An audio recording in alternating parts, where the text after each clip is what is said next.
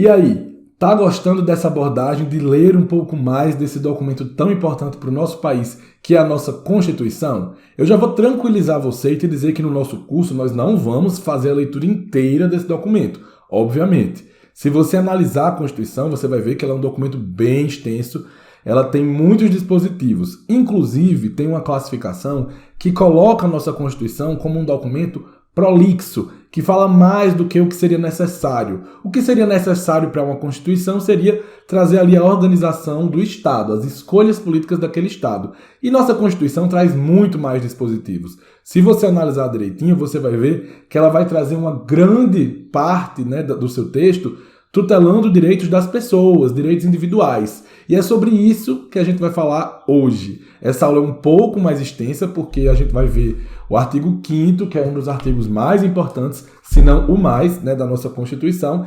E esse artigo 5º vai trazer aí a tutela dos direitos individuais e coletivos das pessoas. Nossa Constituição optou por trazer logo no início essa tutela tão importante dos direitos fundamentais, né, das pessoas. Então, se esse conteúdo vem até mesmo antes daquilo que seria relativamente necessário, né, como a organização político-administrativa do Estado, é porque nossa Constituição trouxe para mais prioritário esse conteúdo dos direitos fundamentais. Ele é ainda mais prioritário relativamente aos outros dispositivos da Constituição, porque a tutela da pessoa é a finalidade do movimento constitucional.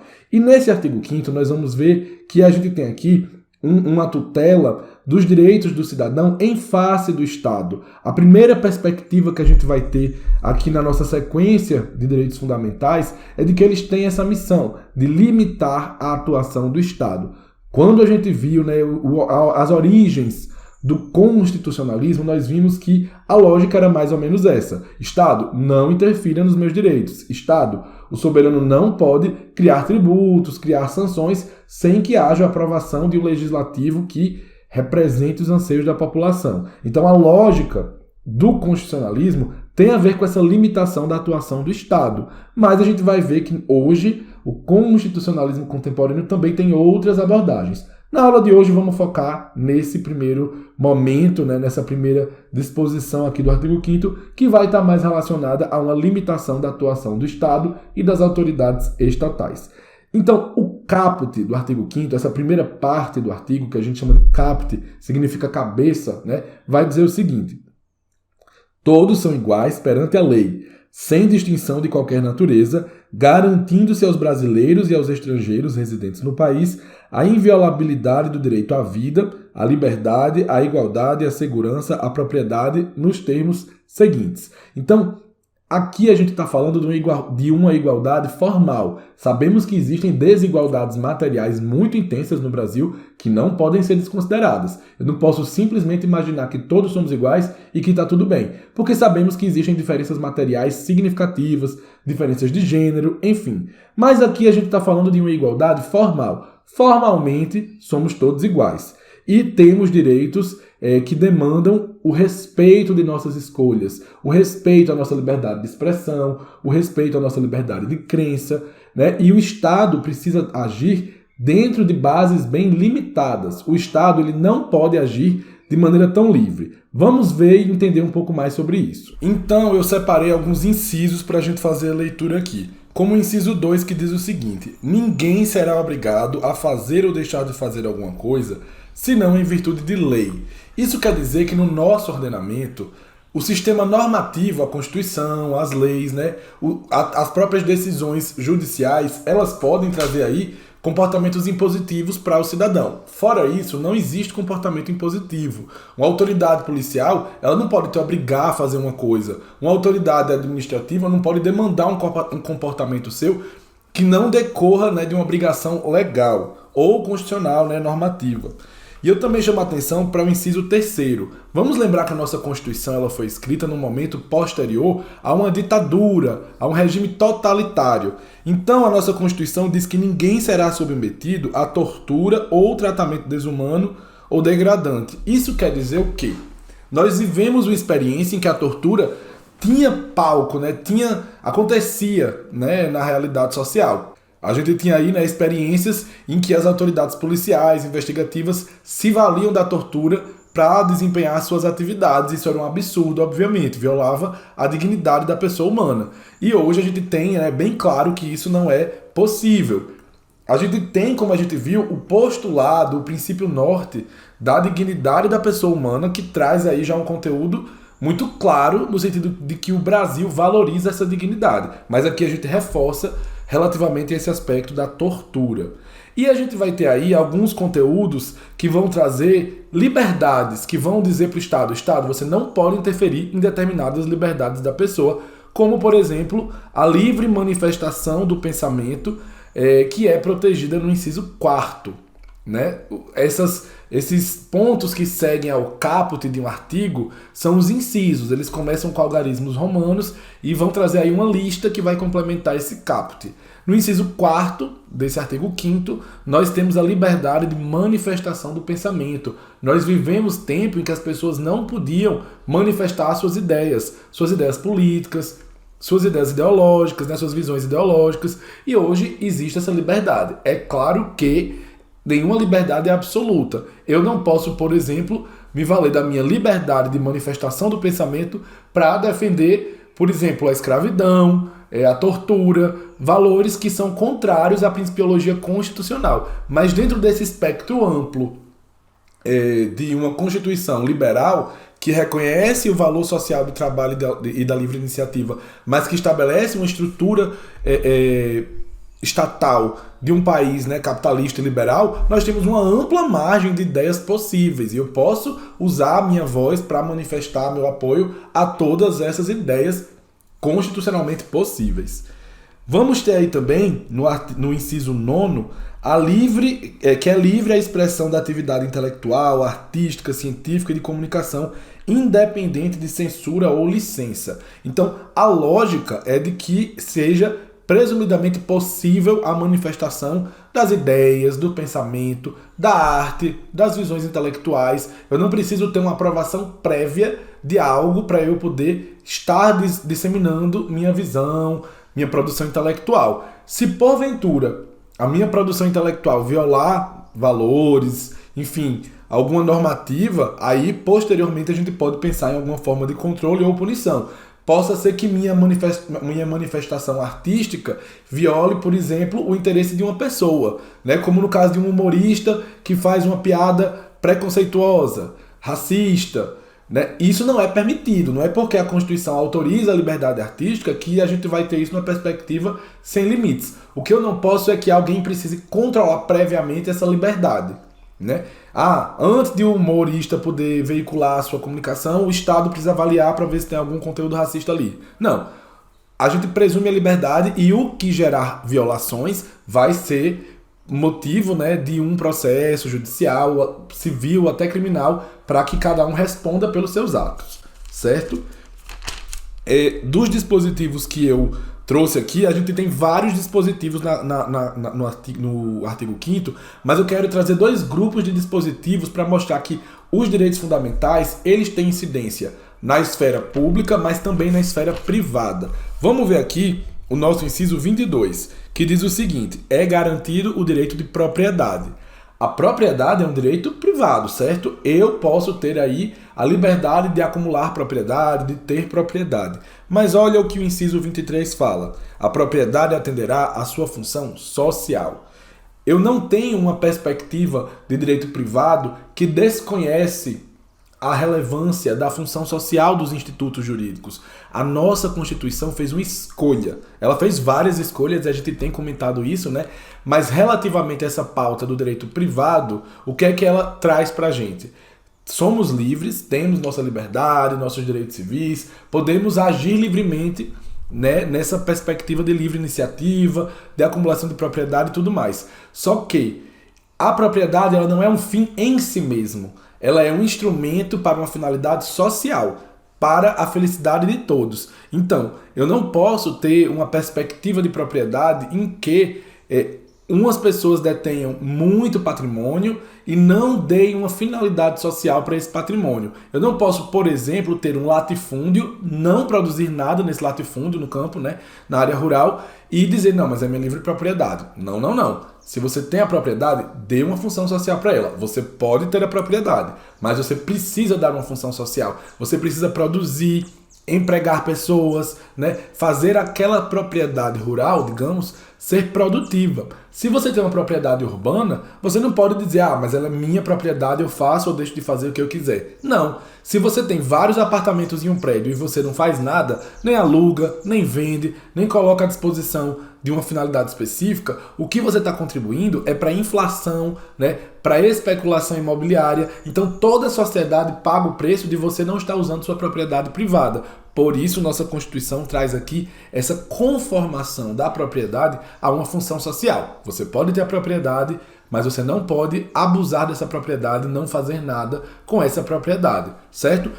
E aí existem mecanismos para a gente estimular, digamos assim, esse uso, essa função social da propriedade. Aqui é um curso de noções básicas, né, só para que a gente entenda a principiologia que a nossa Constituição traz para algumas pautas. Então, relativamente aos direitos privados, ou seja, as relações das pessoas umas com as outras, a Constituição sempre vai bater nessa tecla. Função social da propriedade, função social do contrato, função social da empresa, da família.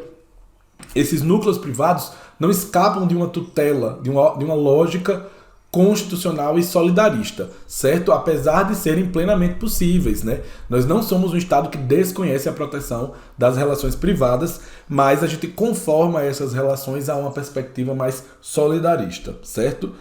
E o outro grupo de incisos que eu quero destacar aqui são os incisos dos direitos fundamentais aqui que vão trazer uma limitação para o Estado no que diz respeito à questão criminal. Então, nós vamos ter aqui no inciso 39, que não há crime sem lei anterior que o defina, nem pena sem prévia cominação legal. O que isso quer dizer? Eu não posso fazer uma conduta e aí não tinha uma lei criminalizando essa conduta, aí o Estado vai lá e cria uma lei e agora eu vou ser preso por algo que eu fiz quando não tinha lei. Isso não pode acontecer. Para uma conduta ser considerada criminosa, anteriormente a essa conduta precisa haver uma lei tipificando, mencionando aquela conduta como crime e já prevendo qual vai ser a pena aplicável para aquele crime, certo? E o inciso seguinte diz que a lei penal não retroagirá, salvo para beneficiar o réu. O que esses dois incisos dizem? Eu não posso criar uma lei que vai ter efeitos retroativos para prejudicar uma pessoa que cometeu uma conduta que não era crime e agora passou a ser. Ou que era crime com uma pena menor e agora teve uma pena maior. Não pode acontecer isso, né? A lei penal ela só pode retroagir para beneficiar o réu. Então, se eu cometi uma conduta, vamos supor que eu roubei um par de sapatos do meu amigo.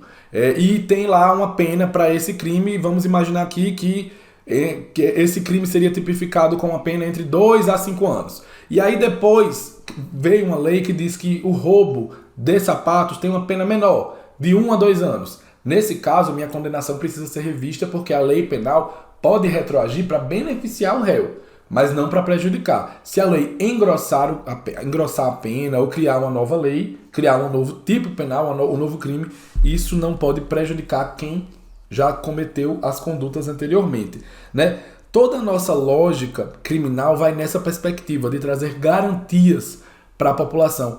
Pensa naquela perspectiva de limitação do poder do Estado. O Estado não pode prejudicar as pessoas e não pode abusar dos seus direitos. Isso também repercute na aplicação da pena, porque nós temos aí limitações que dizem respeito à dignidade do apenado, certo? A gente tem aí o inciso... Eu sou ruim de algarismos romanos, mas o inciso 44 diz que é assegurado aos presos o respeito à integridade física e moral. No cumprimento da pena, eu não posso ter uma pena que desrespeite essa integridade física, uma pena cruel, uma pena que não garanta alimentação, que não garanta recursos básicos. Eu não posso prender uma pessoa e deixar essa pessoa sem água, sem acesso a uma condição sanitária básica, ou eu não posso ter uma pena que castigue. Imagina que a gente já teve, né, perspectivas de penalizar, chicotear, torturar o apenado, isso não pode acontecer. A pessoa pode ser presa, pode responder pelos seus crimes, mas numa forma que não viole sua dignidade. Além desses dois grupos de incisos que vão falar de relações privadas, relações criminais, tem vários outros que falam de assuntos importantes. Vamos voltar aqui, por exemplo, no inciso 36, que vai dizer que a lei não prejudicará o direito adquirido, o ato jurídico perfeito e a coisa julgada. Esse conteúdo é bem importante. A nossa Constituição ela se estabelece na perspectiva da estabilização. Então, quando a gente diz que a gente não pode ter prejuízo, por exemplo, à coisa julgada, ao direito adquirido, o que é que a gente está dizendo? Que se eu tenho um direito, eu não posso perder esse direito, mesmo que haja uma mudança na lei ou na própria Constituição. Por exemplo, hoje a idade mínima para adquirir carteira de motorista é 18 anos, certo? Vamos imaginar que a lei mude e que essa idade passe a ser de 22 anos. Quem fez 18 anos e não tirou carteira, perde o direito de ter a carteira porque a lei mudou? Não, porque apesar de eu não ter tido a carteira, eu já tive o direito de tirar a carteira. E esse direito é um direito adquirido que não pode ser prejudicado. A gente ouviu muito falar em direito adquirido agora nessa reforma da Previdência, né? Mudou-se a norma, mudou a idade mínima para adquirir aí o direito à Previdência, mas tinham pessoas ali que já estavam com esse direito adquirido e não tinham se aposentado ainda. Essas pessoas não podem ser afetadas. Elas já têm direito adquirido, certo? Em relação à coisa julgada, é uma outra coisa que a gente fala muito. O que isso quer dizer? Os processos, né, as ações judiciais, elas vão tramitar, né? A gente vai estudar o Poder Judiciário e todo o processo ele chega ao fim. Quando que ele chega ao fim? Ou quando alguém pede um prazo e não recorre, e aí a gente diz que houve o trânsito em julgado, houve coisa julgada, a decisão transitou em julgado, porque não comporta mais recurso, ou porque a pessoa foi recorrendo e chegou no fim da linha, não tem mais recurso, não cabe mais recurso de uma decisão em cima de uma ação. Então, toda decisão, né, ela é estruturada numa lógica da possibilidade de eu recorrer. Entrei com ação cobrando pensão alimentícia e houve uma decisão. Essa decisão pode ser recorrida, né? As partes têm essas garantias processuais de recurso. Mas sempre vai ter um momento a partir do qual não será mais possível recorrer. Seja porque eu esgotei as instâncias recursais, eu não tenho mais para onde recorrer, seja porque passou o tempo para eu recorrer daquela decisão. Quando isso acontece, a gente fala que houve o trânsito em julgado. Ou seja, aquilo ali está decidido, não pode mais ser mexido, certo? No processo, a gente estuda algumas possibilidades de, mesmo com a decisão já transitada em julgado, a gente mover uma ação rescisória, quando tem coisas muito graves que modificam o entendimento. Como, por exemplo, eu descobri que o juiz que proferiu essa decisão era impedido, era suspeito. Aí eu posso mexer porque foi um vício mais grave. Mas se tiver tudo certo, quando aquela decisão transitou em julgado, ou seja, quando não cabe mais recurso em face daquela decisão, a coisa está estabilizada, a nossa Constituição ela protege essa situação, né, estável. São conceitos que eu quis trazer aqui e explicar, porque a gente escuta muito falar e é importante a gente compreender. Por que quando uma pessoa é condenada, ela não é necessariamente presa, porque ainda cabe recurso daquela decisão, né? Houve toda uma polêmica recente sobre a possibilidade de você ter ou não ter uma prisão após a segunda instância. O que isso quer dizer? Uma pessoa foi condenada a ser presa por um juiz, houve o recurso para o tribunal, que é a segunda instância, um grupo de desembargadores que vai ali analisar aquela prisão. Esse grupo de desembargadores já é um órgão colegiado. Então, a decisão desse grupo ela já é, né, suficiente para eu começar a execução daquela pena, ou eu preciso esperar todo o processo? Por exemplo, se ainda tem outros grupos de ministros, né, de julgadores que vão poder analisar aquela situação, eu não posso dizer que houve trânsito em julgado. A bola está rolando, o jogo não acabou. Então, seria mais prudente eu esperar o processo acabar, ou eu já começar o cumprimento da sentença, o cumprimento da pena. Foi sobre isso que a gente teve aquela decisão, né, aquele debate em torno da prisão em segunda instância alguns anos atrás. Então, essa necessidade de eu respeitar a coisa julgada, né, é um mandamento constitucional, que tem aplicação não só na esfera criminal, na esfera civil também. Mas aí, né, a gente tem algumas discussões e é importante que vocês pelo menos compreendam o que é a coisa julgada para vocês entenderem esses debates que existem na sociedade. Além disso, Na nossa Constituição, no nosso artigo 5º, né, nos incisos, nós temos mecanismos chamados remédios constitucionais, que são ações previstas na própria Constituição para eu buscar a garantia desses direitos que são mais importantes, que são direitos fundamentais. O habeas corpus, o mandado de segurança. Eu não acho que a gente precisa aqui entender o que é cada um desses remédios, mas só entender que existe a possibilidade de, com base na própria Constituição, algumas ações serem movidas. O habeas corpus é algo que todo mundo ouviu falar já, né? E esse remédio constitucional busca garantir, né, a liberdade das pessoas, esse direito, né, de liberdade quando ele está ameaçado, por exemplo. Então, a gente tem aí alguns dispositivos nesse sentido que é interessante só que a gente compreenda, certo? E de uma maneira geral, essa é a lógica do artigo 5º. É garantir direitos fundamentais, tanto na perspectiva de direito material, ou seja, a lei tem que respeitar as pessoas, o Estado precisa respeitar as pessoas, como também na perspectiva processual. O processo precisa garantir que a dignidade humana seja efetivada. Então, o processo penal, por exemplo, ele não pode se dar de uma maneira que desrespeite o direito de recurso, o direito de produção de provas, né? Tudo isso tem a ver com direitos fundamentais, numa perspectiva material e numa perspectiva processual. Um aspecto interessante do artigo 5º, que não está nem no caput nem nos incisos, está nos parágrafos. O que é isso? São esses adendos, esses anexos ao artigo que vem lá no final do artigo. Então eu vou trazer aqui um destaque para o parágrafo 2º e para o parágrafo 3º.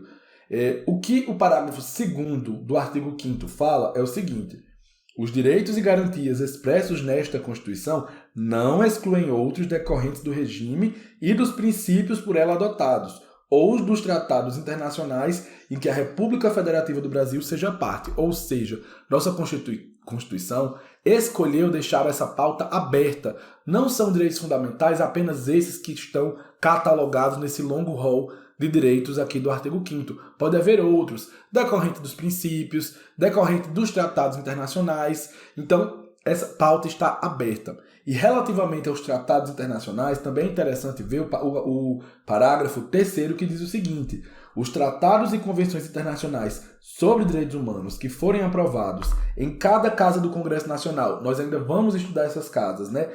Com um rito específico, aqui 2 turnos por 3/5, a gente vai entender o que isso quer dizer. Esses tratados que versarem sobre direitos humanos e forem aprovados com esse rito específico, eles vão equivaler a emendas constitucionais. Nós ainda vamos estudar as emendas, mas eu já vou antecipar aqui um spoiler. Uma emenda constitucional é uma alteração na Constituição, ou seja, se um tratado sobre direitos humanos é aprovado nesse rito específico, ele vai ter status de Constituição. Naquela aula que a gente falou sobre hierarquia das normas, eu falei que no topo da hierarquia está a Constituição e os tratados internacionais que equivalem à Constituição. Hoje, no Brasil, temos 2 tratados que foram aprovados cumprindo esses requisitos. O Tratado de Nova York, a Convenção de Nova York, que traz proteção para pessoas com deficiência, e o Tratado de Marrakech, que fala sobre o acesso a obras impressas por pessoas com deficiência visual. São os 2 únicos tratados que foram aprovados com esse rito específico. Tivemos outros tratados que versavam sobre direitos humanos, mas não cumpriram esses requisitos ou foram aprovados pelo Brasil anteriormente a esse dispositivo. Porque esse parágrafo 3º, ele não veio já em 88 com a nossa Constituição. Ele foi incluído depois. Então, alguns tratados já haviam sido aprovados e não tinha essa possibilidade de eles equivalerem à Constituição. É um aspecto um pouco complexo, não precisa vocês assim compreenderem todos os bastidores desse caso, né, dessas situações, mas eu só estou querendo aqui que vocês entendam. Essas normas fundamentais, esses direitos fundamentais, não são taxativos. Existem outras normas, outros tratados, outros direitos fundamentais que não estão escritos, que decorrem dos princípios que vão ser muito importantes. Por isso que quando um juiz vai julgar uma situação, ele faz uma interpretação. Por exemplo, naquela decisão das uniões homoafetivas, não está escrito em lugar nenhum que o casamento homoafetivo é um direito, mas foi toda uma construção teórica que trouxe esse entendimento. E hoje os homossexuais podem casar, felizmente, né? Então, Essa é a lógica, trabalhar com princípios e com ideias abstratas. É assim que nossa Constituição trata dos direitos fundamentais. O que você achou sobre isso?